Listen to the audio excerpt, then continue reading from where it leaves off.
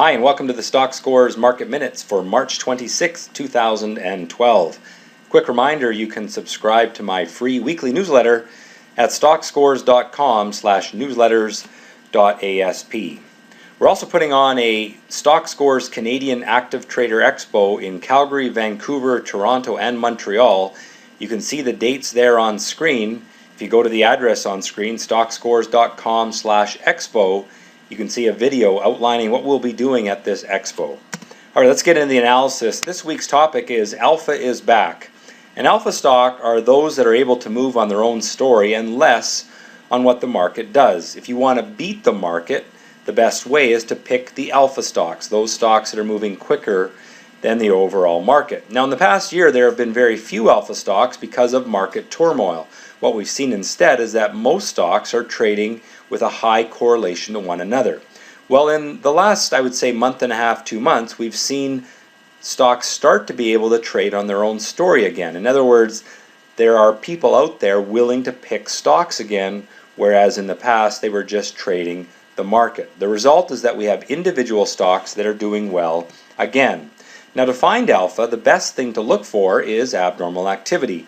We want to see abnormal price change or abnormal volume. Now, here's an example. This is a US listed stock, Smith & Wesson.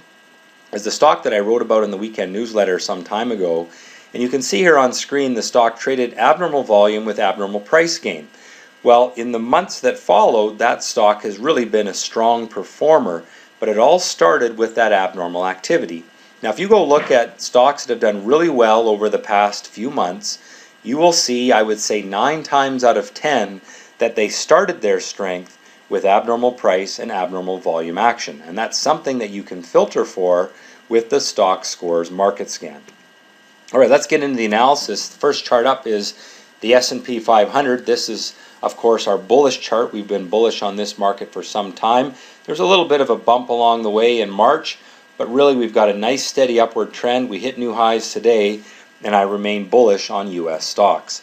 The TSX is in an optimistic pattern, but it hasn't been able to break through resistance yet. It is definitely lagging the US market, but I think it is still one of the best potential markets in the world. This one and the Australian market are both showing similar patterns, and I think it's only a matter of time before the TSX plays catch up.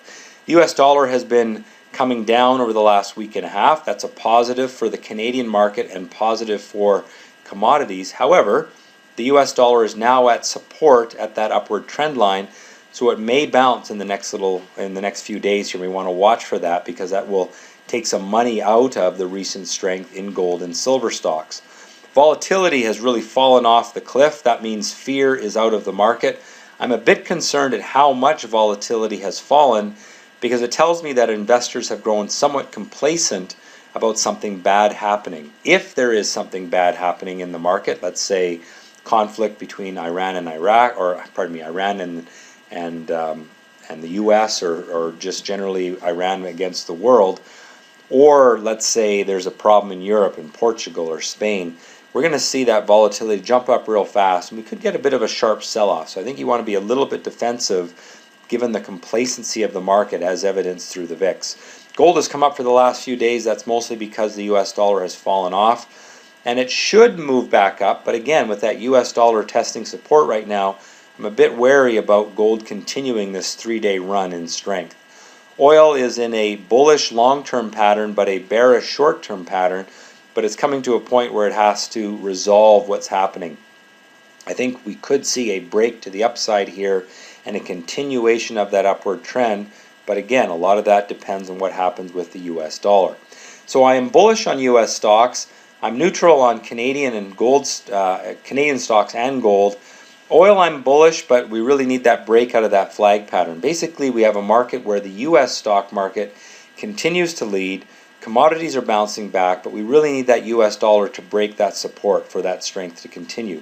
Investors are showing complacency, and that has me a little bit concerned.